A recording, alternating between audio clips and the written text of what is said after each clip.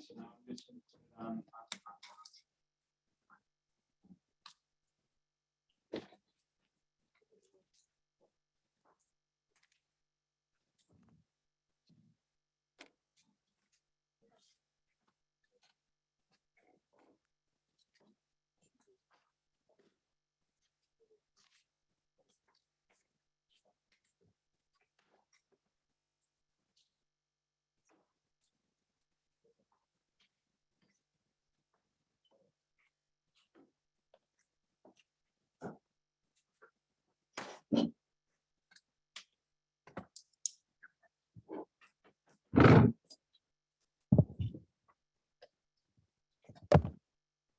No plan to stay in the middle here, but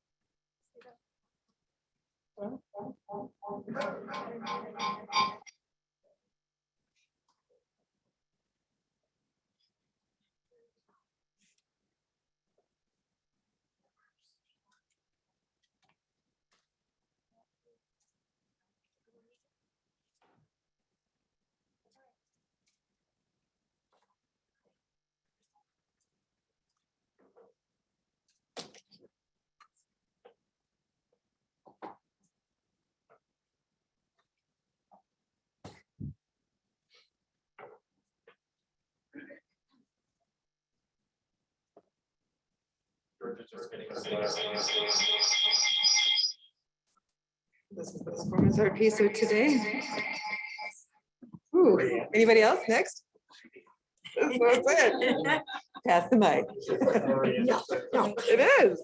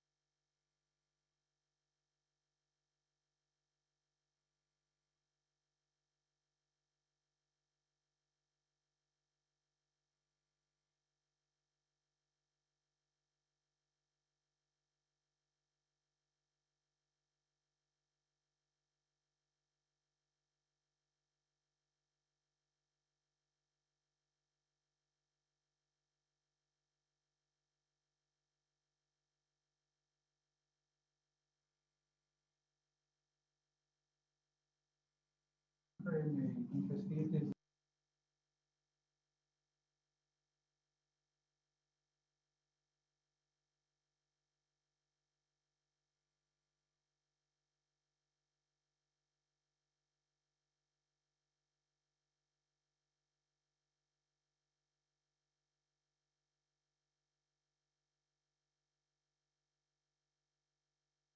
a fused glass artist, but I get involved in arts organization with running Starving Artist Fair in Racine and Art Market in Kenosha.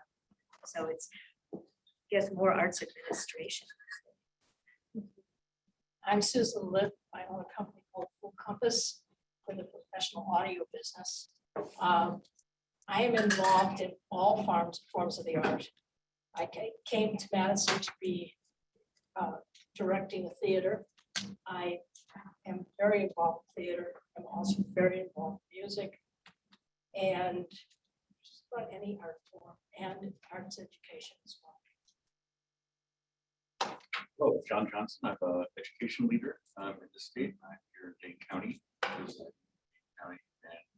I've served on a number of music boards, music nonprofits, and I led the rewriting of state public education art standards in music and arts and creativity.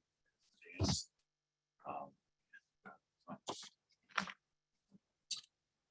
Hi, everybody, I'm Matt Wallach. I am secretary of the board, and I've been on the board for close to 10 years. I am currently the deputy director of communicable diseases here at Department of Health Services. And then let's go. Let's start. Wait. You didn't like give Raphael a chance. You didn't give Raphael. Raphael, I'm sorry. It's okay. Jiminy Christmas. Yes, no, I'm Raphael Salas. It's nice to meet all of you. I'm based in Ripon. I'm a professor of art at Ripon College. I identify mainly as a painter, but I've been doing some board work for museums and Wisconsin Academy and some other projects, some arts writing as well. So, but it's nice to meet all. Yes, you too. Karen Geshko, Assistant Director at the Arts Board. Next month will be 25 years at the Arts Board, actually. And indeed, it's been an awesome quarter decade and multi-arts for sure. Multi-arts, including the raising of children, which is its own kind of art form, really. And to my right. Hi, my name is Ilka. This since the fall semester, I started as part of a program with the University of Wisconsin. It's called the Gold Center, and I assisted the director and vice director. They need in the board. We have it through May, yeah, or Yeah. beginning of May. Yeah. Hi. Hi, I'm Maria Ackley. I'm also an intern for the Wisconsin Arts Board. I got the internship back in fall and they Pittsburgh also. Oh, we're taking over. And I just want to say that the Arts Board has a history of hiring terrible interns. So you're glad to see that change now? Is So I'm that glad your to point? see the change to something much better than, and I believe I interned right as Karen left. Went on maternity leave, Went on yeah. maternity We leave. did not cross. Yeah. And we, and you want to. And then we got to get Gerard from the. Okay. Nan Kennedy, Well, good after, oops. Wisconsin, the state's community cultural development organization. At the end of March, we're evolving to become Create Wisconsin. So I have given you magnets for that information. Thank you. And then Gerard, if you can hear us, if you could. Well, good afternoon. I can hear everyone. It was great to see everyone in person yesterday. I coordinate a partnership between school superintendents and university presidents called the Milwaukee Education Partnership. This is my second go around on the board. Hang on one second, Gerard. Hang on. We have to get. Maybe turn off that microphone next to you. All right, we'll try that.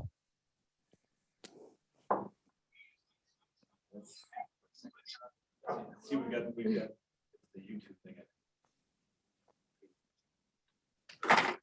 no, this is not. Whatever normal is. Whatever normal is. I don't have to- The flexibility is normal, Yeah. actually. Making it work with what we have is very Okay. normal. All right, Gerard, take another shot now that I think we've got the audio fixed.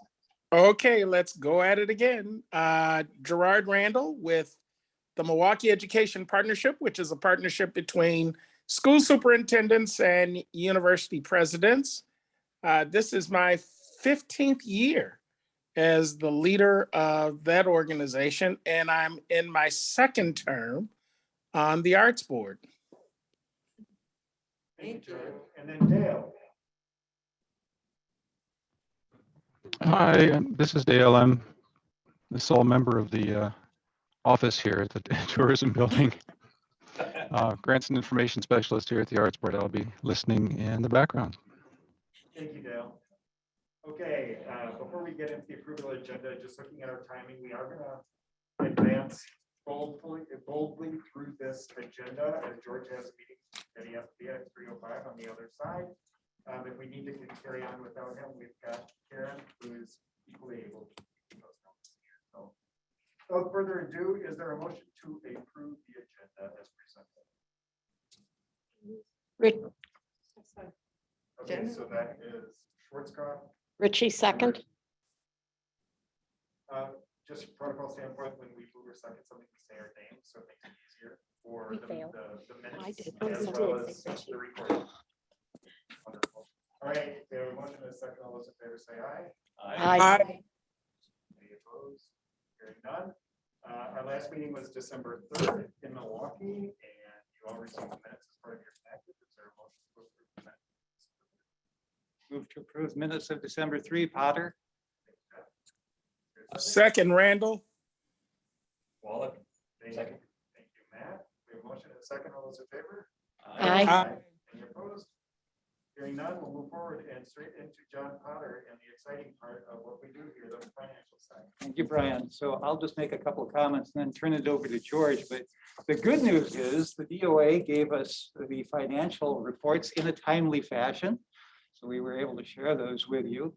The bad news is that those reports look very similar to December in that we're about $110,000 shy on the state side to match the federal funding through the NEA. So we are still in that a very similar position. We need action by the Joint Finance Committee. There was a meeting in early February where this was on the agenda. But it was canceled because of COVID and it has not reappeared on the agenda since then. But I would like to thank Lynn and Brian and Gerard for doing what they could to advance that agenda for contacting their legislators. So for details, I'm going to turn it over to George. All right, thank you. So first of all, if you look at the AIDS page, you will note that today you're going to be approving the re-granting programs recommendations, and we'll still have the Arts Challenge Initiative to approve in the May meeting. You'll also note that we have not yet spent the creation and presentation dollars. Unfortunately, that's going to be the place we're going to have to go if we don't get the match. And if that's the case, out of that total amount, 218,000 is going to have to come out of that. So we're going to have some very hard conversations going forward if the match is not made. If I can just embellish what John said, the reality is that joint finance can still meet, and people are still pursuing them from the field saying, get this on the agenda. And so we hold out hope that they will do that. My guess is we will offer an automatic extension to all of our grantees if that becomes the case, because it'll be very hard for them to necessarily expend the money between when they get their check and June 30th. So that will be one piece. As far as the operational costs, another place we'll see possibility to gain back some money if we need to is in travel, because we're not traveling as much as we have. However, the May meeting is in central Wisconsin, so we will be on the road and we will venture out on the road a little bit more. So it won't be as much as it looks like right now. And then on the state side, the $2,000 for travel, we don't expend this year because the National Arts Action Summit is now virtual and free. So there's no cost for us on that. So we won't have to spend those dollars. And then finally, the Poetry Out Loud, you'll see that nothing has been expended. The state competition took place last weekend. There's a press release in your packet about the winner. And so Altoona seems to be the place where Poetry Out Loud is going great guns, because it was not only the champion, but the runner-up came from Altoona. And I guess over the last couple of years, they've also succeeded. So that high school is doing real well with Poetry Out Loud. So as far as that's concerned, that's the financials. One last point, as John was mentioning, DOA, we asked them to give us a list of the costs as it related to the indirect cost, because we don't know what that looks like. We have that now, and it's a good news, bad news situation. The good news is we know that the largest amount on the incidental cost is CAPS, which is the procurement program. So we need to find out why it's so high, because it's about $18,000. On the other side, there's overhead, but they don't break out what overhead means. So we need to find out from them what overhead means. So we're getting closer to them giving us the information that we need to make better decisions. Any questions about this?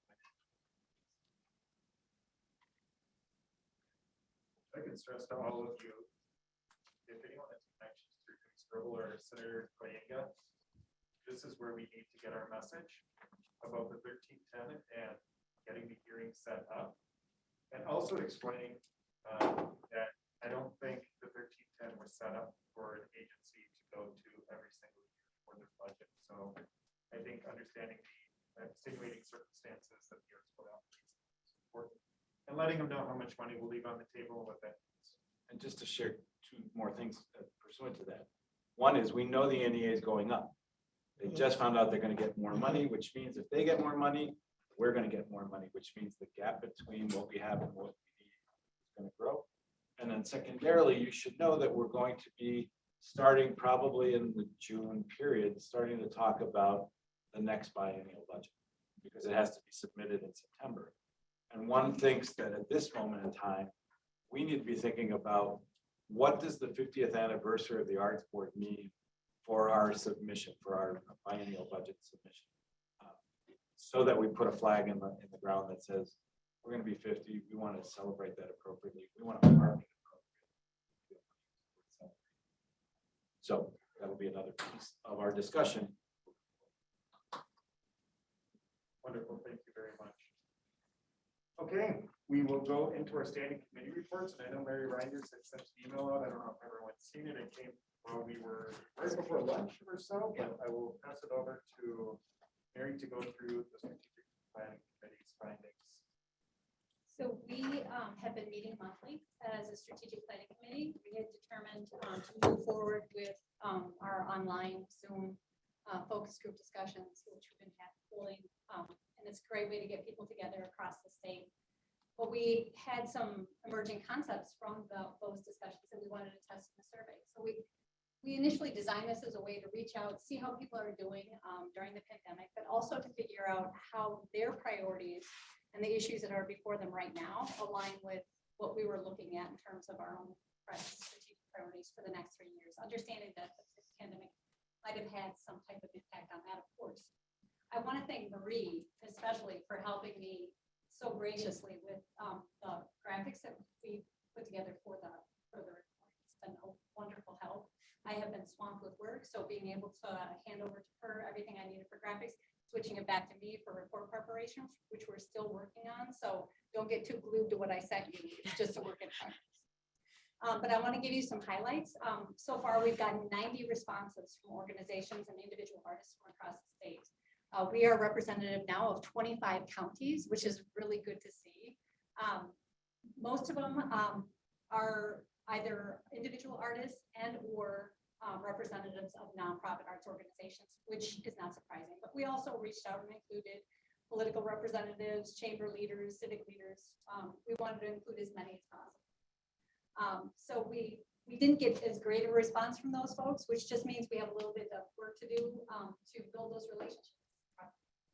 We've got a large concentration of respondents from St. Croix County, Dane County, La Crosse County, Milwaukee County, and Door County. We have heard that our respondents are very much in the process of pandemic change. For some of them, that means that change is going on more of a positive light. They're learning right now. They're evolving. They're planning. They're reaching out to others, other arts organizations. They want to know what are the best pandemic practices. They're focusing. They're innovating. Some of them are even taking risks, which sounded really exciting to me.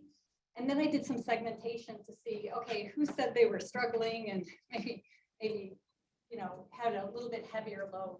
And we found out that smaller organizations, not surprisingly, with budgets below the $500,000 mark, are those who are looking to survive and trying to evolve, but once again, having some major financial problems, which is not surprising. I'll talk about funding in a second, but just keep in the back of your mind that this is always, of course, a chief priority on the topic of, or on the minds of all of the respondents. So what they are prioritizing and how does this match up with our own priorities? Remember, we were looking at diversity, equity, and inclusion. We were looking at creative aging. We wanted to look at arts education, help me out, creative sector, or growing the creative economy. I think that's kind of where we were headed with our own priorities. In terms of what they're looking at in terms of their main priorities, diversity, equity, inclusion, number one, that, you know, across the board, and regardless of how I slice and dice the data, that is on everybody's mind. Another one, community improvement and attracting tourism and residents, community arts offerings, enrichment, building a creative economy, which is more inclusive and a more holistic view. All of this speaks to the growth of the arts on a much broader scale than what we were originally looking at. Creative are the lower priority on arts as a healing mechanism and the creative aging. That doesn't mean that's not important for those folks. It just means, I think, that for the time being, they're looking at arts on a much more broad scale. And the pandemic has forced them to think about healing divisions and using it as a community building across the board. So as I mentioned, funding is chief on the topic. That's the topic on the minds of all of our respondents. They're looking for operational support, community priorities, individual artists. They're looking at funding, capacity building, growing internships, reinforcing their own fundraising operations. So that's what they're looking to fund. Understanding that the Arts Board can't do it all, but they're looking to you and are very appreciatively so as a connector and a convener. And we knew that that was something that they were expressing a lot of appreciation for. They want those relationships to continue. They want to continue connecting as much as they can. They're looking for linkages to other arts organizations and agencies. They're looking for tools. That online directory of artists and agencies had a very positive response. And they're also looking for connections with other governmental agencies. And I read in the open-ended responses very happily that they want to very much co-advocate for the arts along with you. So when we talk about the 1310, when we talk about the convening of our own legislatures, they want to be a part of that. So as much as we can communicate with them and bring them on board, this sounded very much like coalition building to me, which I was really excited about. So just to wrap this up, we will be talking about, as a group, will continue to chew on these findings and talk about post-pandemic influences and priorities that we want to look at. We know that we're a value connector, so what does that look like in the future? We want to increase our impact with the tools and supports. What does that look like? And then focus potentially, very specially, on those smaller nonprofit arts organizations, which may need a little bit more of a boost. So that's all I'm going to say about that. But if you have any questions. We've got time for discussion on this. We're back on track agenda-wise, so. Because I did my report auction, you're starting. Yeah, it was because the finance didn't take us long. So we're back on schedule. So if you guys have questions about strategic planning or about how the surveying is taking place, how people were targeted, et cetera, please don't hesitate to ask. Mary's done an incredible job. And Marie, keeping our feet to the fire on that committee, to make sure that we are meeting regularly to look at this and to have a meaningful document. What's the 1310? There you go. That's a great question. So the legislature has set up within its joint committee of finance a process by which a state agency can come back and say, we need additional money. And they give, I think, 4 reasons in statutes for why that would be. One of those reasons is you receive federal money that you need to match, and it exceeds what you were given in your state budget. In the biennial. So they schedule these meetings, I would say at a whim. They might say it's more quarterly. And they sit down and they look at the requests, and often the fiscal bureau, the legislative fiscal bureau, gives them multiple options to deal with the request. We made a formal request of them in November. To date, they haven't put it on the agenda for those 1310 meetings. And so that's the only way right now that we will see a match to the National Endowment for the Arts, which is now 109,000 plus short. Without those dollars, we will not be able to draw down the funds from the feds. So it's not like we will have to give it back, because we will never have taken it. But it will be short by that amount. And just to reiterate, when I had mentioned that this is how the state agency should do year after year, when the arts board's funding was slashed in 2011, this is when the budget was kind of set, and it hasn't much shifted from what the match was from the NEA in that year. So as the NEA continues to be funded and at higher amounts, as the state of Wisconsin becomes eligible for greater amounts, our budget is not changing. And therefore, every year we have to go through the 1310 process to, can we please have just this portion that gets us whole with what the federal government would give us? Otherwise, we're leaving money on the table, and all they're doing is dispersing it to other states to strengthen them and to push us further, to make this a greater barrier between where we sit and where at least the states in the Midwest sit. Give an idea, Iowa is the closest to us. At 46. At 46 cents. And No, at 46, but right, they're 30 something cents. Per capita. Per Yeah. capita, and we're From the 13 state cents per capita. So, no, 13. So that is the situation with the 1310 and why it's so important if anybody has connections with the legislators or with primarily individuals who sit on the Joint Finance Committee to get this taken up, because there are a number of grants that this board approved in December, and we have not been able to disperse the grant dollars yet because we don't know what their total grant amount will be. We know what we hope them to be based on what we would have should our 1310 request pass. If it does not pass, then we need to look at what those dollar amounts are. And that's a great segue into external relations, because that's a big question I have for you guys today.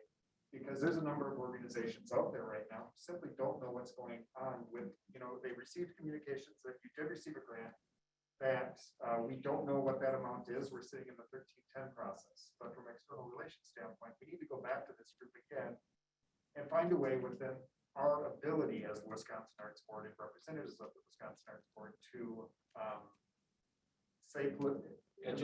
educate them on what the 1310 process is.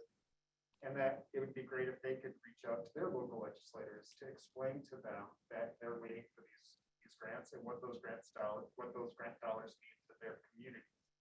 And so that is the next thing that if people are in support of that, of saying we need to communicate with these people again and let them know exactly why they have not received their funding.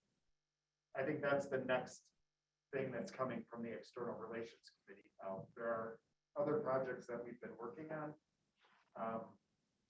including our alumni group, and Marie's been doing great work and the work of the FBI soon, hopefully, and tracking people down and finding out who the individuals are.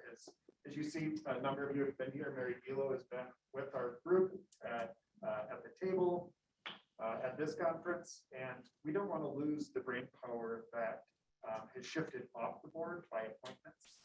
They are still incredibly valuable to us out in the community. They have connections directly to legislators and ideas that are just as valid today as when they actually served on the Wisconsin Arts Board. And so we're really looking to get this alumni group up and running.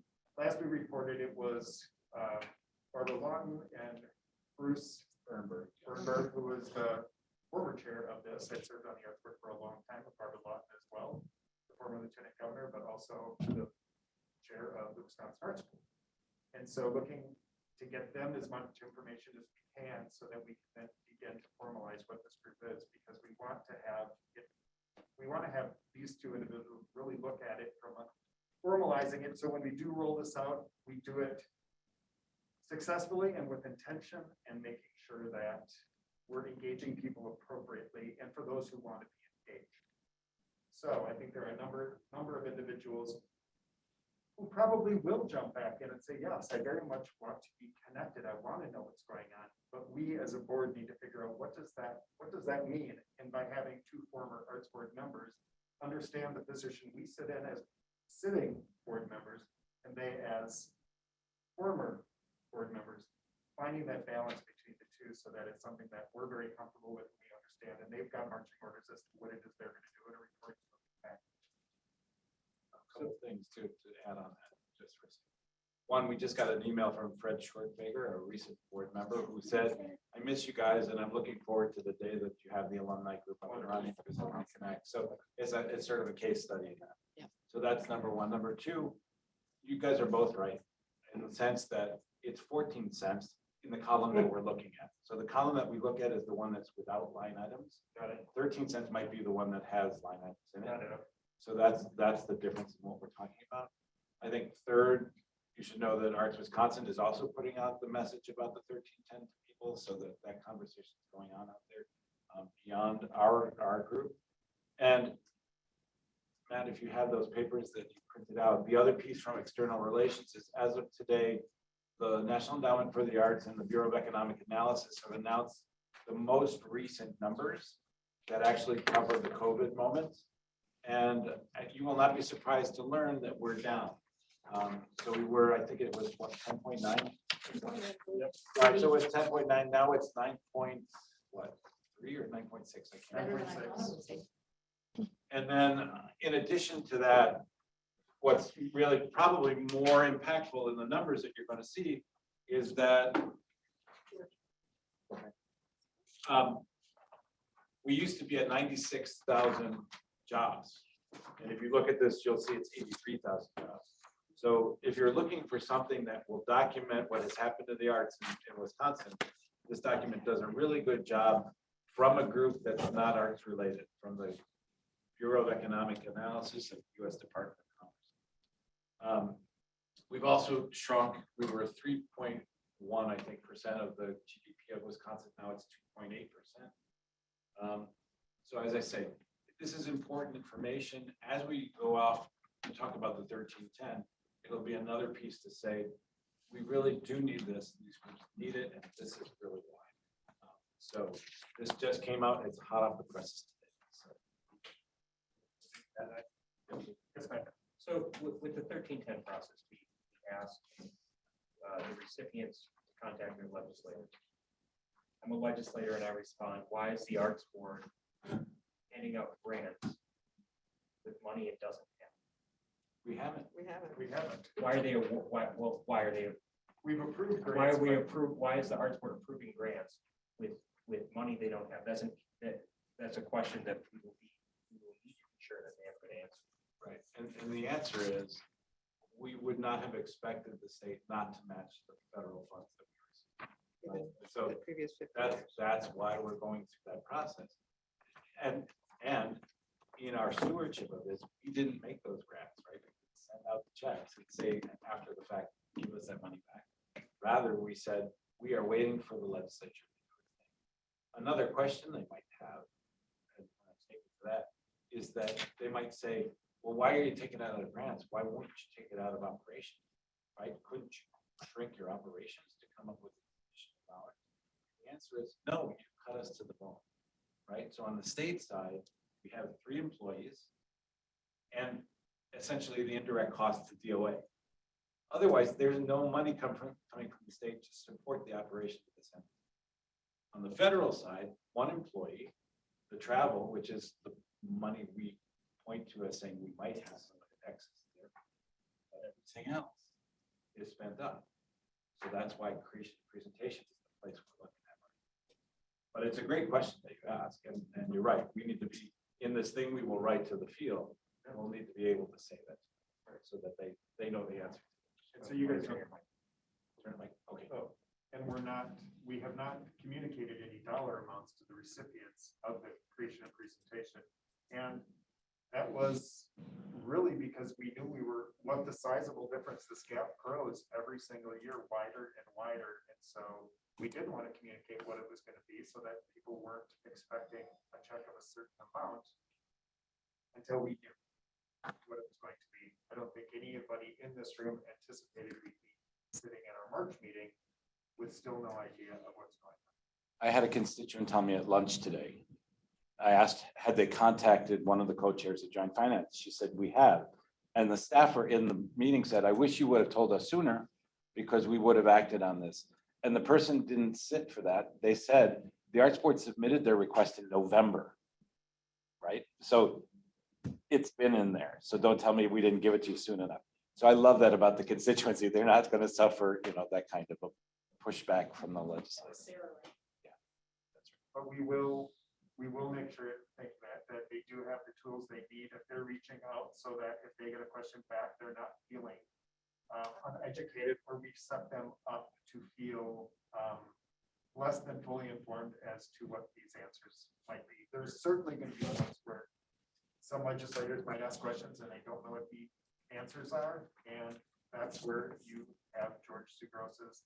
You put any questions, direct them straight to George, because that's the final answer, the most definitive place to send anybody. But For example, Birch Creek did that. Yep. So they went after their legislator and they asked questions. Their legislator then called me for more backup on what was going on. So it's perfect. And our representative did the same thing. He reached out to another legislator and said, had asked about the budget standpoint. And so I had to then once again educate our representative as to, this goes from 2011. Let me explain the 1310 for every single year. And that's what I was able to do. So he could go back and explain. And they said, okay, well, we'll do what we can do. So. It makes me think that we could put together a set of talking points or FAQs, and then, the background, the scene, Yes. Right. and who to contact, a call to action. Yes. I think that would be a great kit. So that's the next piece. And so the one cheaters that we've been talking about getting those, we've set them up once right now. Those are kind of sitting over here in the sense that we don't even know what the dollar amounts are. We're going to report to these legislators because we haven't been able to dispense the funds. So this is what comes front and center. And I'll say, we were hoping the February 9th meeting, we would have been a part of that meeting. And that there has been 1310 meetings since, and the Wisconsin Arts Board's request has just not made the agenda. Yeah, they've been very specific meetings. The last one was about the replacement for Lincoln Hills, the children's prison. So that was the only thing on the agenda. Okay, we understand why we wouldn't be on that agenda. If I can, Well, Gerard looks like he wants to say something because I saw his square light up. So hang on one second here. And Gerard has been reaching out as well. Hang on, Gerard. Oh, Uh-oh. I'm going to turn your mic up, George. yes, thank you. All right, go ahead, Gerard. all right. I think the most important thing that we can do is to identify a champion in each of the legislative caucuses. When they go into their caucus meetings, they then decide how they're going to proceed as a caucus.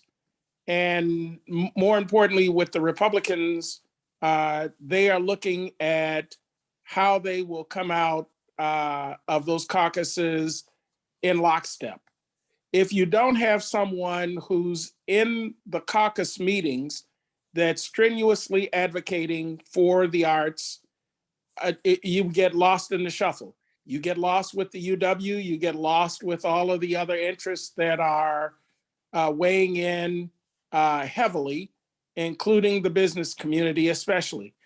And so I think our biggest effort should be to identify a strong champion in those caucuses and arm them with the information that's necessary to help them persuade the other members of the caucus to be supportive, especially of the 1310. I think you're absolutely right. And I wonder if you can help us on the assembly side Because I think we know who the Senate champion is. More than happy to help. Thank you, George, because I was just gonna ask you to do that, but George beat me to the punch. You've got connections that the rest of us don't necessarily have. And we're very thankful that you do have those connections and you can help us bridge that gap. So thank you. Any more questions on strategic planning or external relations? All right, if not, Karen is going to step in for Leah, who is unable to join us today with the Access Committee. Yeah.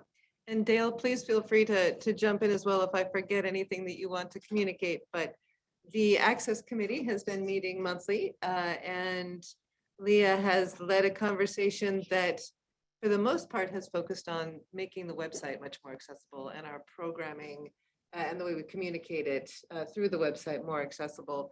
And the last meeting, they shifted to take a look at our project, our art project grant guidelines, Creative Communities.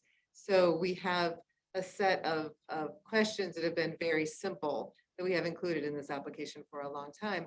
And so we picked on the brain trust that makes up this committee, and they suggested other ways of framing and additional questions as well to put into that. So I feel really good about what the Creative Communities Phase 2 application form will look like. I think it will get us in a place where we can do some educating as well as questioning of the applicants. So I'm really grateful for their feedback on that. And yeah, they plan to meet, I think it's every second Wednesday. So I know that Leah and we would be delighted if other board members voice interest in the Access Committee. Always welcoming new people and new perspectives on that. It is the only committee right now that has 3 community members, so not just board members, in the mix. And I believe we'll be adding more to that, which will be great. That's the Access Committee report. Anything I forgot, Dale? Nope, sounds good. Hearing nothing. Wait. Go ahead, Bill. I was just gonna say, no, that sounds good. Thank you. Right. That sounds like me. Sounded you. I Oh, know wait. that I make you angry. Wonderful. Okay, George is handing out and something he had emailed to us on behalf of Karen, and it's for approving the Wisconsin Granting Program recommendations. Indeed. And as you get your copy, do you guys have a copy of it over there? No, it's fine. Okay, thank you. Thanks, George. Yep. I'll just give you a little frame here. This is a program that was developed in the early 90s when the legislature was receptive to the idea of investing in communities that would then match the grants and then give them out as grants that would again be matched. So they were really interested in that catalytic power of state funding. So back in the day, I believe there were 16 organizations that jumped on in the beginning. And while that group has fluctuated and we now have 14 over the last 20, 30 years, 35 some years, it is still in 2011, the program, as with all of our programs, was cut back. And so when you see these 4 columns of numbers, the base award is the award that they originally came into the program with. And then, is that true? Yeah, I think that's true.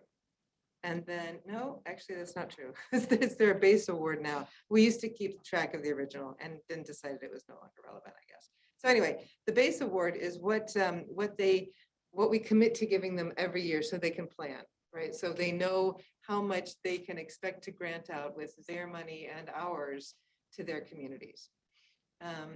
When an organization steps out, and last year the Oneida Nation Arts Program stepped out, the money that they would have gotten is dispersed among the other regranting groups that say, yeah, we can take and match more of that. So that's why the FY21 award is larger than the base award, because those, for some of the groups, because those are the groups that said, yeah, we'll take more money. This year, the Oneida Nation Arts Program is back, which is awesome. And so they are receiving their funding, and so the dollar amount then goes back a bit. So having said that, I know there was a reason why they weren't, another organization, and it's Arts Waukesha, had also stepped out at this point, and they are committed to now being out. They're not coming back in. So again, the base award is slightly different than the FY22 recommendation, because we've then taken the 5,000 something that they had and dispersed it among the current regranting partners. So what you see before you is a list of our partners, the city or town where they do their work, and the amount that they requested, and then the sort of contextual information, and then the final column, the amount that we are recommending. We have 116,700 in the pot. Yes. Just so it doesn't confuse, and I'm looking at Raphael, especially since it's his first meeting, as we talk about the 1310 process, as we talk about not sending out grant dollars. And now we're going to talk about issuing more. Thank you. Yep. Just turn it. Yeah, throw so the ball this, back to you guys as to why have we not issued checks for the creation of presentation, and today we're talking about issuing more, just from an education standpoint. so what was awesome in 1990, whatever, when the legislature decided this was a good idea, was they were at the end of their process. So they said, yes, and we're going to make this happen in this current fiscal year.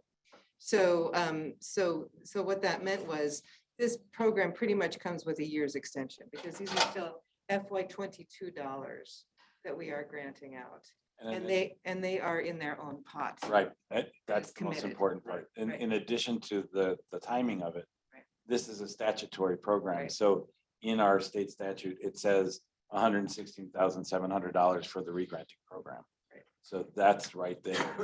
And that's why we can go through this. It is what, for anybody who's listening or goes back, so that is not a confusion. Oh, that's great. conversation.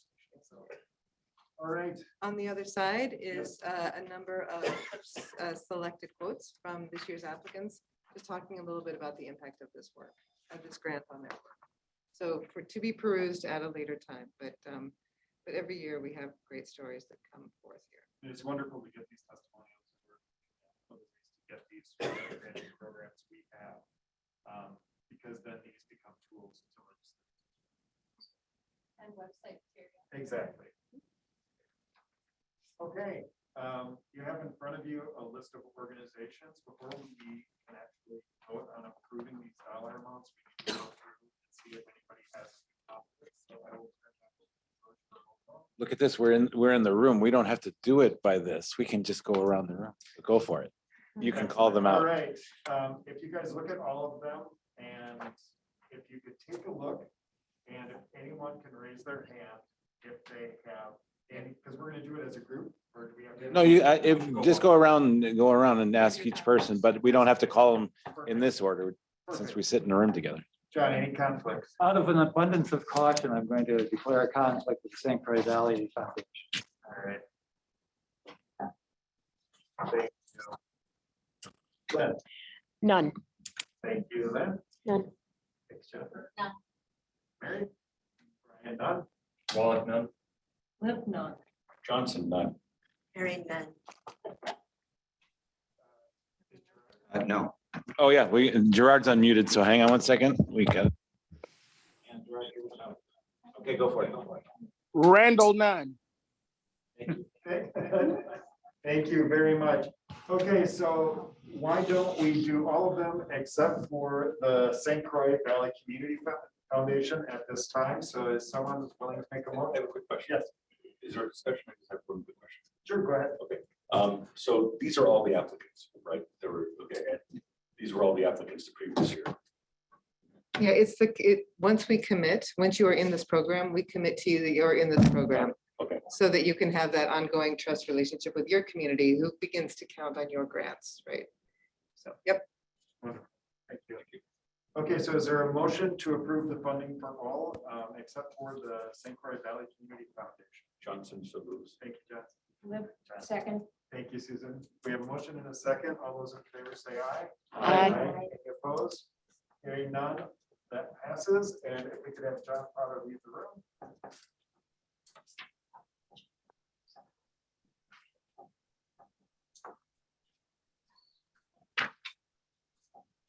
right, with John stepping out of the room, we do this, Rafael, to make sure there is no anything seen as unfair.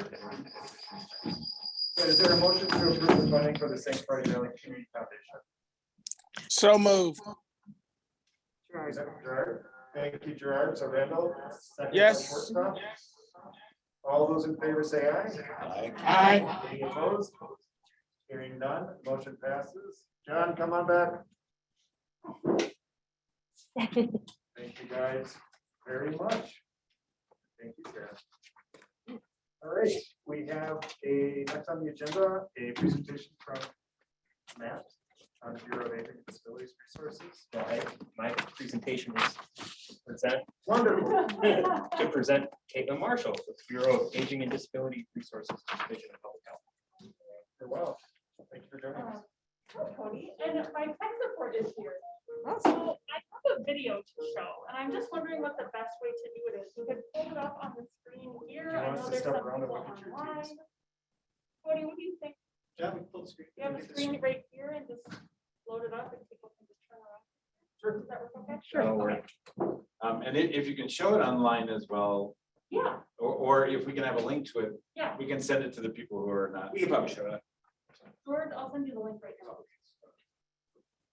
Caitlin can send me the link. And I can share it.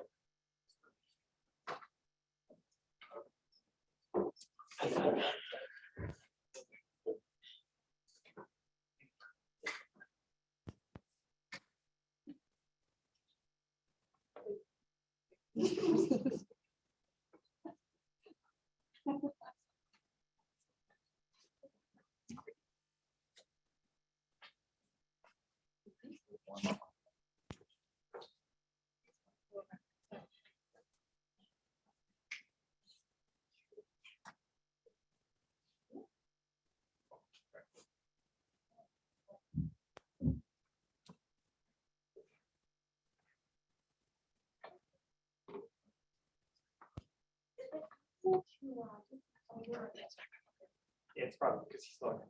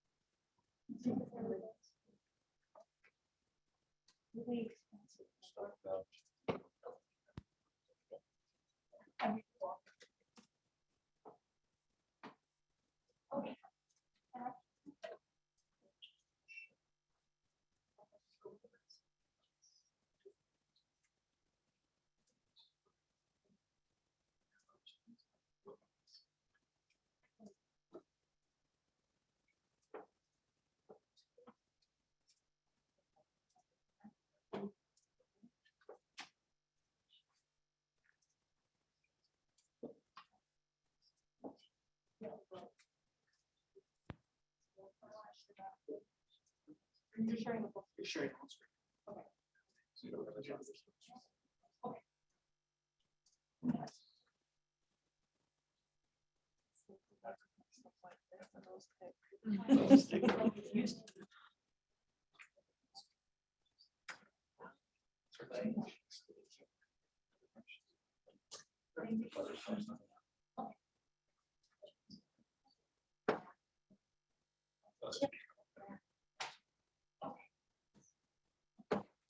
Thanks, everyone. My name is Caitlin Martin.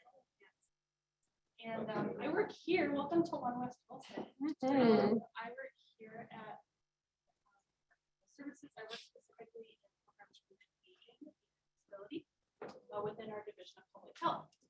And thank you to Matt and thank you to the board for to present on integrating arts and creativity. Thank you. And let me just do a quick check. Can people hear me online? Do you want to just do a quick? I want to make sure we're being accessible to all. And I realize you guys probably had a very long afternoon, so I do really appreciate your time. I really appreciate your title. That's an awesome title. Thank you. And actually, okay, so I also took some notes while people were talking, and I see so many opportunities. So I want to make sure I have those. Are we good, George? We got at least somebody saying, will somebody please write in the chat that they can hear me? Okay, and I'll use my theater voice. So I'm Caitlin Marshall, work here at the department, and thank you. So I want to start, here we go. I just want to start really briefly with my roots in the arts. So on the left side of the screen here, you'll see a little Caitlin, a little me playing clarinet, and that was my grandfather, Grandpa Leo.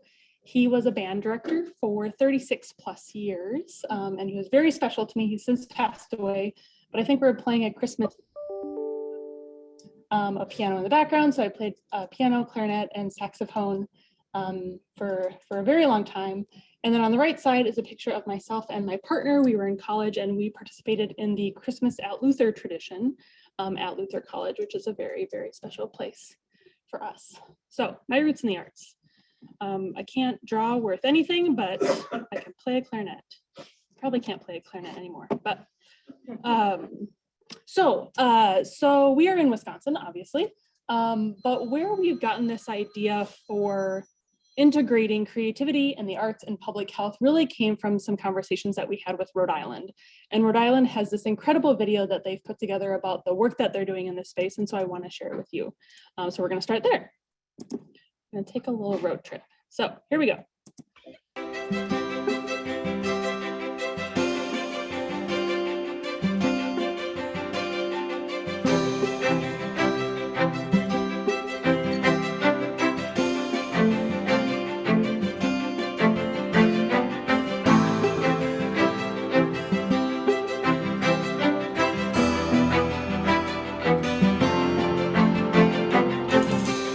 This agreement that we have with the State Department of Health is the first of its kind in the United States. And it's interesting to us because it allows us to use the arts to address things like community health and well-being, an important issue for the Department of Health. Patient care, the role that the arts can play in helping patients improve, as well as community well-being. The kinds of things that are addressed in the State Arts Plan, that is the collaboration between the State Arts Council and the State Department of Health, which is also one of the first of its kind in the country. We have leading priorities that are around improving care, assuring that the vulnerable voices are heard, and assuring that our community is healthy, it's strong, it's a resilient and happy, just community. I think arts play a critical role in achieving those outcomes and achieving those priorities. It helps us elevate the voice of our communities. It creates new means of expression that may be not available without that relationship. That is a perfect alignment of vision and intention. Generally, people with Parkinson's live in a world that's shrinking around them. They walk into a dance studio and they see possibility. They see this body that might be failing them in the outside world, bring them joy, possibility, and even magic. That's what I see the partnership creating, the opportunity to assure our communities are healthy. The beginning of any doctor-patient relationship is the patient's story. The patient's story is very different than the patient's history. And the ability to think openly, to ask interesting questions, to be curious. These are all sort of arts-based skills that can be cultivated through the practice of the arts. So much of what I felt has been totally vital to my experience and my practice as an emergency physician for like 25 years actually has come from my my other life, writing fiction and actually creating characters rather than trying to sort of understand and probe the characters before me. Medicine is fraught with uncertainty and ambiguity. And the arts actually built out of that, like they take uncertainty as the beginning of an investigation. The arts are intrinsically part of our culture, and we find that through our Indigenous Empowerment Network programming, we do a program called Arts and Wellness, and it's around helping the Native community grapple with the historical trauma that has befallen us and how that trickles down layer by layer into the 21st century on people that can't necessarily articulate the trauma, but it affects their lives. And so through the arts, through traditional arts and having that cultural competency to build their sense of self-esteem and sense of connectedness to our own community, through expressive arts like storytelling, music and dance to express the culture, but then to take all of those things and go one step further and unpack the historical trauma through writing and poetry and 2D and 3D art forms. I think it gives us a voice. The TRAIN program is a series of drama classes which is for people of all ages that have disabilities. Theater is a social medium, so it's a great outlet for them to socialize. I'm Colby Wallace's mom. The best thing for him, the way that each child, they pat each other on the back. Whatever you can do on that stage is welcome. There's no mistakes. It's priceless.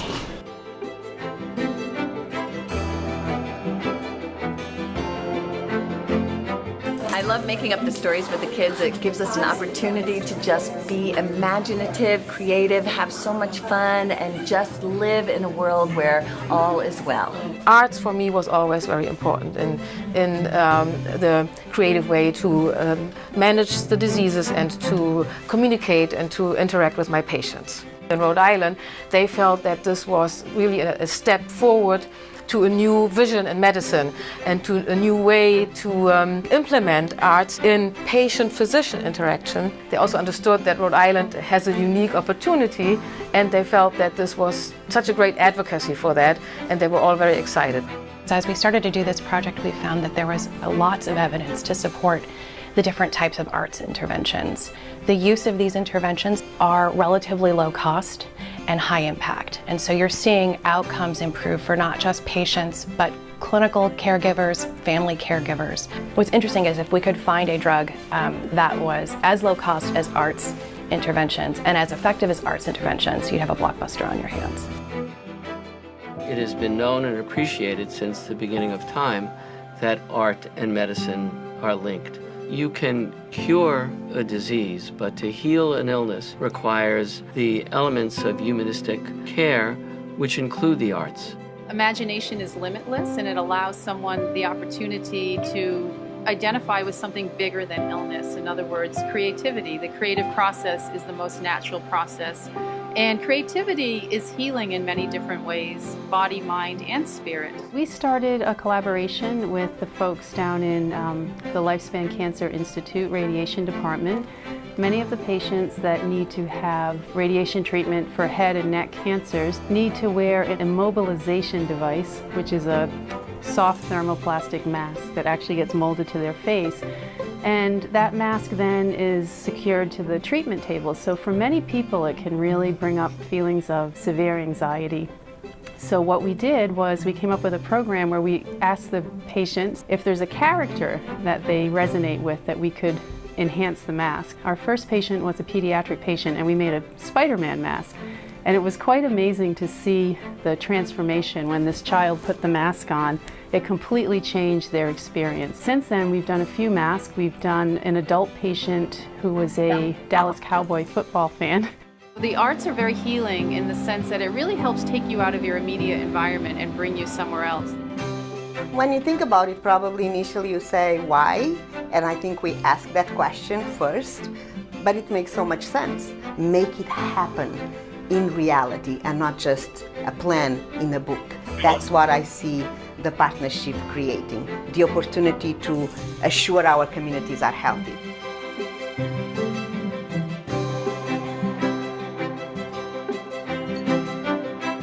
Well, there's just a little bit more left, which is credits and things, but reactions.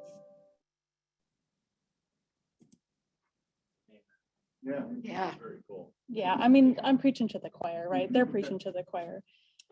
I like the lady who says something to the effect of, you know, if we used arts instead of medicine, we would have a blockbuster on our hands, right? Something like that. I like the fact that the medical community is talking about it instead of the arts trying to sell it to the medical community. I think it's really important for us to have outcomes like this. Yeah, yeah, it's a great observation. Cool. Well, thanks for watching that with me. I love that video. So just a little bit more about what Rhode Island has done. We've been in conversation with Rhode Island recently about where they started and where they've come from. So just a couple of things about what they've been doing. One is they've been very focused on research and building evidence. And so they've built this, what they're calling an evidence map. And I won't demo it right now. This is just a picture of it, but it is an interactive map on their website. And basically what it shows on the left side is different types of diseases, conditions that affect health. And then on the top is different types of arts interventions. So drama, music, writing, etc.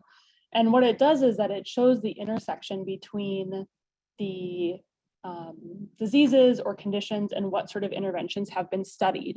And so when you click on any of those bubbles, it will actually bring you to a published study about that piece of art. And the size of the bubble is the size of the study, the N, the number of people who are part of that study. So you can see the blue, you know, there's some really big studies that have been done, or the purple, really big studies that have been done around music and writing. And this list goes down. I mean, we're only at the C's here, right? This is cystic fibrosis. So this list goes on for quite a while. So even like, you know, caregiving is listed here, intervention specifically for children, but COPD and autism and asthma. I mean, this list is, it's incredible. So I really recommend going onto their website, and I can provide the link to that and just kind of noodling around with it because it's pretty cool. So they've created this evidence map. I think it's like 430 studies that they've looked at. So it's not exhaustive, but there's quite a few studies that they've looked at.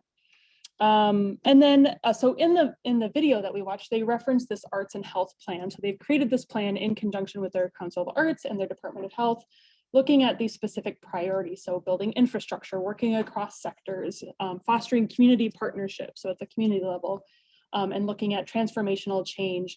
And the focus areas that they have are patient care, so looking at, you know, the medical field, patient care. Education is specifically for medical providers, so educating medical providers on what this looks like. Community well-being, so working in the community, healthy environments, and then caring for the caregivers. There was someone who specifically talked about working with caregivers in the video as well. So I should note that their plan was published in 2019. And as you can probably imagine, they've hit some snags during COVID. So we've been in some conversation with them, and they've really been focusing on sort of the medical care component, but I know that they're hoping to grow as we move out of the pandemic. One of the projects that they've been able to do at the Department of Health in Rhode Island is an artist in residence program. They've piloted it once, and they're working on doing a second program. But the artist in residence, I believe, was for about 5 months, and there were 2 specific projects that this person worked on. One was a graphic novel cookbook that was a partnership with their refugee health program. And so they would work with elders, older adults from their refugee program, to find recipes that were from their homeland, where they came from, where they're refugees from. And then they worked with youth to take pictures or develop art that was then included in the cookbook. So bringing together different generations, bringing together, you know, different artistic modes to create this graphic novel cookbook, which is also posted on their website, which I'll share. So also take a look at that. It's a pretty cool project. The second project that this person worked on was what they call a breathability map. And this was a project with their asthma program. And what it did is it layered where the prevalence of asthma in the state with different historical factors. So things like redlining, things like slavery, and how, you know, cotton mills and mill waste was produced, and where that was produced, and how it overlaid with asthma, which was really, really important for their work. So just a couple of examples of what the projects that this artist in residence did in a relatively short period of time. So I mentioned before the evidence. And so in the evidence map that we looked at briefly, it was really bringing together evidence that's already out there, right? Studies that have already been done that show the effectiveness of arts in public health and medical interventions. But there's a research agenda. So looking forward, what sort of research can we do to continue this research question? And so there was a grant provided by the National Foundation for the Arts. And it was actually a grant to the University of Florida, and they developed this EpiArts lab. So the University of Florida has been in collaboration with Rhode Island around this research agenda. And their main research question is, does arts engagement have long-term benefits for health in the US?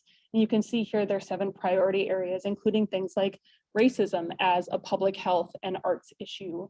And other sort of priority issues that are common in other states, including Wisconsin. We look at these priority issues in Wisconsin as well. Social exclusion and isolation is obviously a big one with the pandemic. Violence and injury prevention. I mean, these are all big topics that we talk about in public health in Wisconsin. Speaking of Wisconsin, so I just wanted to share a couple examples that I'm aware of how arts is used as an intervention with public health. And you might be familiar with some of these, and I'd be interested in learning more about your experience with these programs. So 2 here on this slide. One on the left side is Music and Memory. And this is a program that originated, I believe, out of New York State. And it's a program that uses music for people with dementia. And so you create like a personalized playlist. And as that person listens to the music, someone who hasn't talked in 3 years will start singing. Someone who's been immobilized for years starts dancing. You might have seen the video of the woman who is the New York ballerina. And she hadn't, she was very frail, hadn't moved very much for a long time. And she starts hearing the Swan Lake song, and she starts actually doing the ballet moves that she would have done as a, 20-year-old. So it's really, really powerful stuff. We've implemented that in Wisconsin for years, both in like nursing home settings and in community settings. Another project that you might be familiar with is called the Remember Project. This is based out of the Twin Cities with Danette Olson McCarthy, and she has been using theater plays, developing plays around dementia and caregiving, and showing how the spousal caregiving experience and the adult child caregiving experience.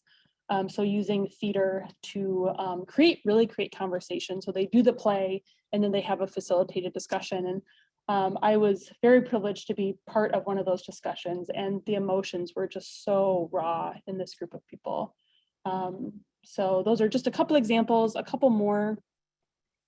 There's a project called the Alzheimer's Poetry Project. A man named Gary Glazner, also out of New York, who uses poetry, and a lot of older adults, they memorized poetry, right, as kids. I think I also probably did too, but memorized poetry. And so when they hear that poetry, much like music, right, it comes back to you. And so they recite poetry together, they do different activities together. It's been very successful here in Wisconsin. Time Slips is a program that was developed by Ann Basting, who's a MacArthur Fellow out of Milwaukee. And it's a sort of creative engagement program. And then Spark is the last one, and Spark, not the last one, is another one. Spark is a program that was based out of a pilot called Meet Me at MoMA, also based out of New York, lots of New York-based things. But it was kind of a museum engagement program where people would go to the MoMA and they would interact with the art there and discuss it. What does this mean to you? That sort of thing. So Spark has been very, very successful in Milwaukee. Also, Dodge County has been doing a lot with Spark, and Brown County too. I know of a couple examples with the Green Bay area that have been working on that project. So this is just the stuff that I know about in the dementia space, but I'm sure there's a lot more really, really neat things that are happening. So also in the video, they talked about, having a why. What is our why in this? And so I have just 2 slides on this briefly. As you can probably imagine, public health workers, including myself, are tired. It's been a really, really long couple of years. It's been hard, it's been really challenging. And as you can see here, this is data taken from the De Beaumont Foundation, which does a lot of great work around public health workforce. And public health workforce, or workers rather, are really challenged with a lot of mental illness, whether it's depression, anxiety, very high PTSD here. suicidal ideation. Public health workers are really just struggling, whether at the local level, state level, national level, I'm sure as well. So part of our why is just trying to bring some sort of healing, restoration to our public health workforce. And again, back in the video, thinking about how art is healing, creativity is healing. My second why, and George, I wish I would have had, where is this? I wish I would have had this when I was putting this PowerPoint together.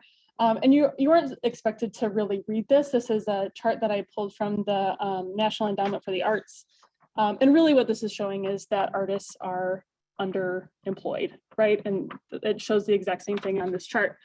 Artists are underemployed, and how can we bring employment back to the arts, and how can we partner to do that? So that's just my second why, is thinking about, how can we get artists to do what they love and do what they're good at? So what are we gonna do about it, Caitlin? Just as a pause for the second. Great. Yes. And I don't want to interrupt you. Yes. I have to go. Okay. And it's only because this year they decided to put the governor's council on Tuesday instead of on Sunday. And so they're doing the governor's council meeting at 3 o'clock. So Okay. that's ongoing. Okay. You keep going. I'm almost There's a lot done to- too. And there's a lot to be shared from our side as well. Cool. I know Karen will do some of it. Cool. Karen, I'm leaving my machine here, so if meeting going. George, it's been a pleasure. It's been great, and this will not be the last time we see each other. I like that. I like that a lot. So what are we gonna do about it? So before I even get to this stuff on this slide, we have an opportunity to present at there's a Wisconsin Public Health Association conference that's coming up in May. And I mentioned the name Danette McCarthy early on. She's the executive director of the Remember Project.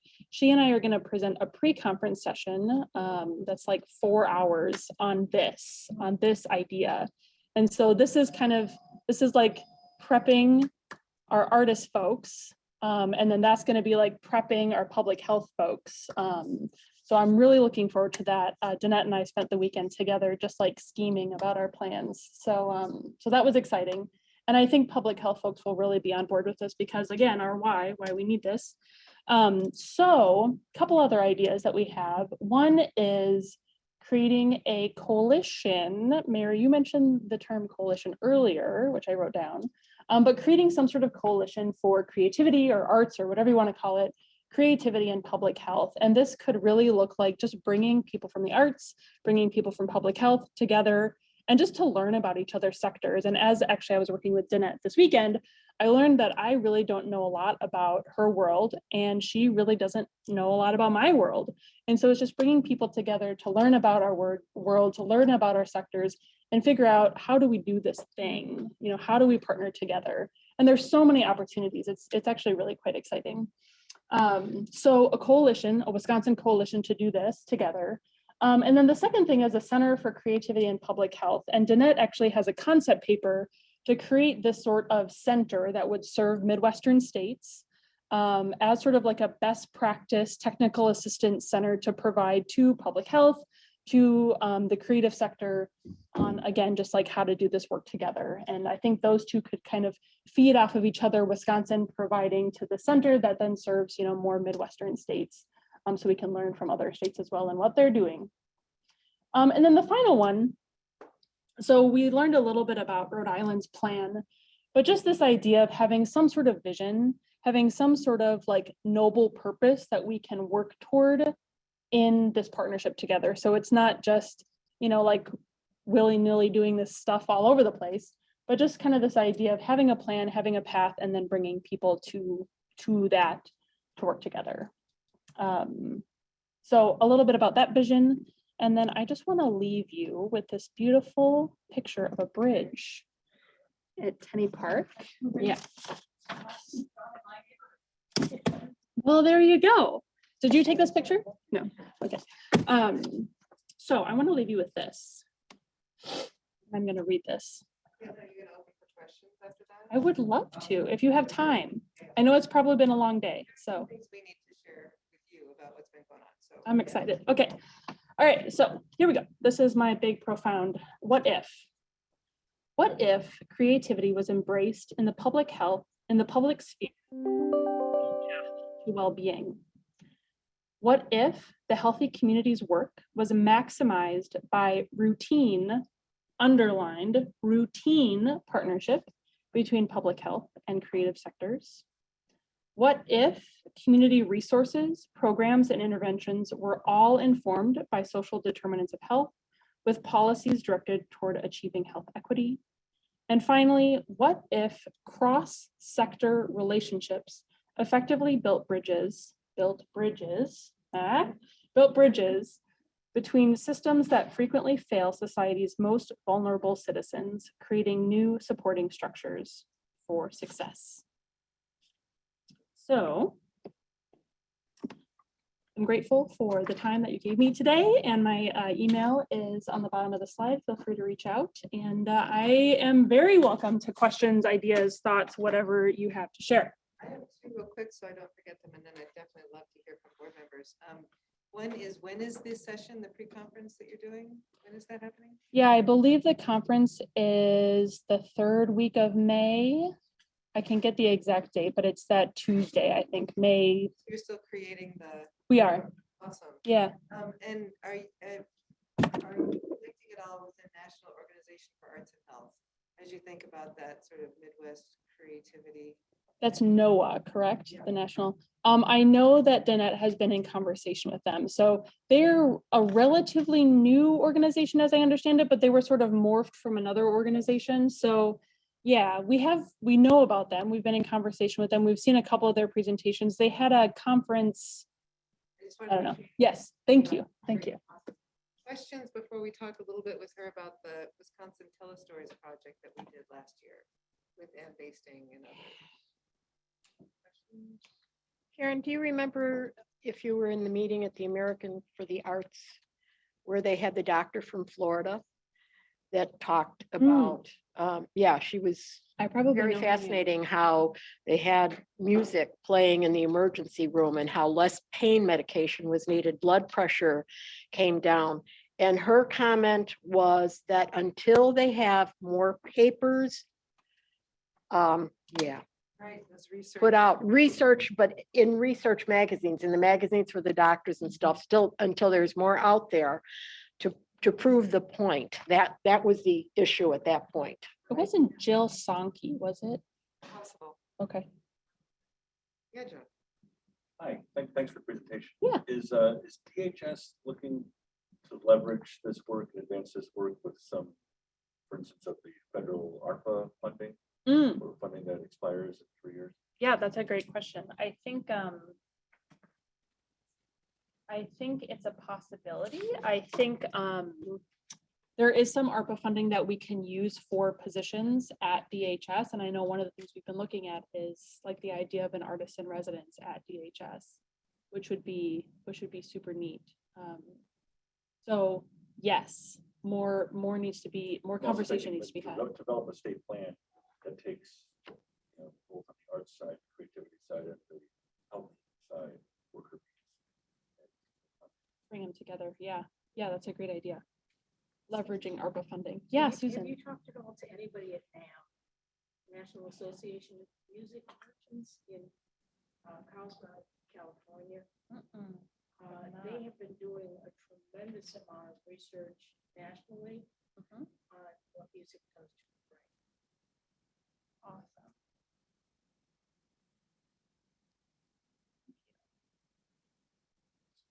Speaking of, like, Yeah. one of my favorite authors is Oliver Sacks. Sure. That's- Yes. Wrote, Musicophilia, Tales of Music in the Brain.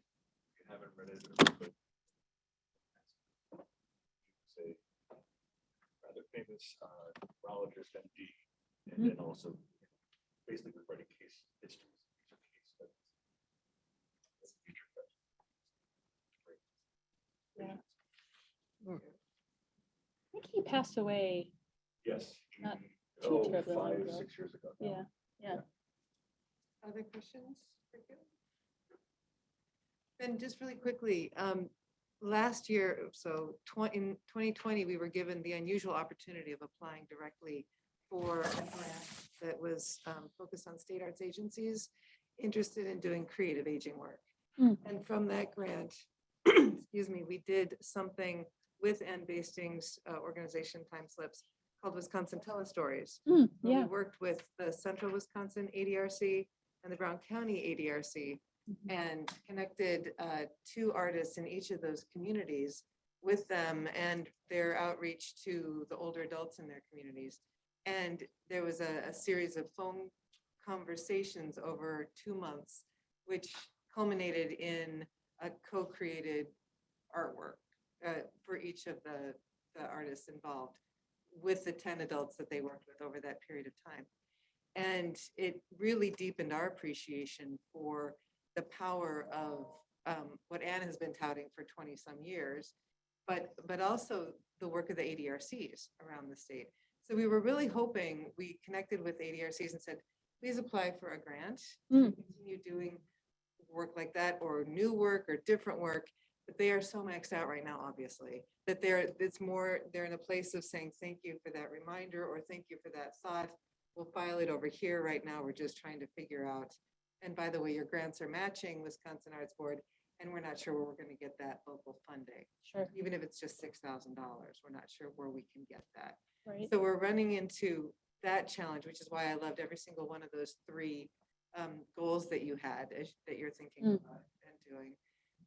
I would also say that we've been working with, we're finding that departments of gerontology at the schools, whether it's the technical colleges or UWs, are really receptive to this as they work with their students to prepare them to work with older adults. The arts and creativity are not often part of that conversation. And they, I think to a person that I've talked to, understand the value of that. They're just not quite sure how to make that happen.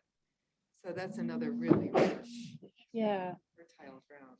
Yeah, we've been working with, we've been working with a number of schools, but the one that comes to mind is Northwoods Technical College. Jen Ellis, does that name something? Jen Ellis is my go-to. She is Ah, awesome. Okay, as good. long as you're connected with Jen, we're done. We're good. Okay. Got it. All right. But thank you, because those 3 areas are really important. Yeah. And so please let us know, not only our 15 board members around the state, but also our staff, how we can help plug into that. Cool. Thanks, Karen. All right. All right. Thank Yeah. you. Thank you.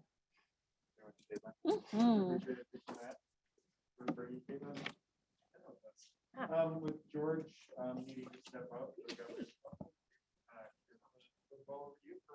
Yeah, he said that he had included a written report. And that kind of said it all. My sense is that he would have had a fair amount of editorializing to share with you, to fill in the blanks, but I'm not going to attempt to do that on his behalf. So yes, please read through that. And if you do have any questions about any of that, or want the inside skinny on any of that, pick up the phone or email and let him know. All right. Thank you. And is there any new business? Hearing none, is there a motion to adjourn? Johnson moves. Is there a Never need a second? second.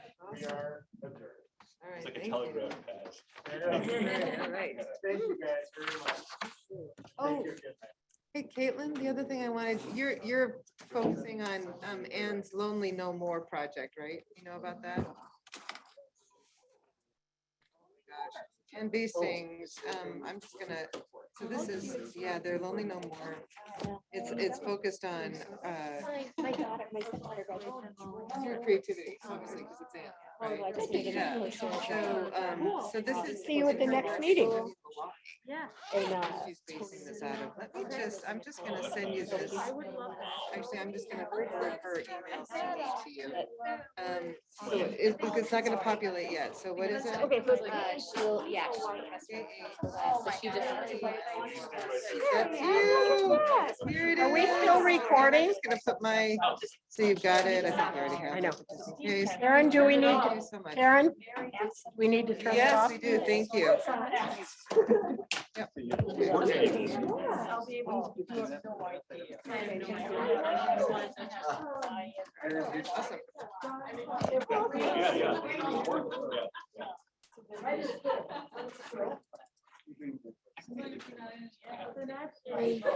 Some of us have.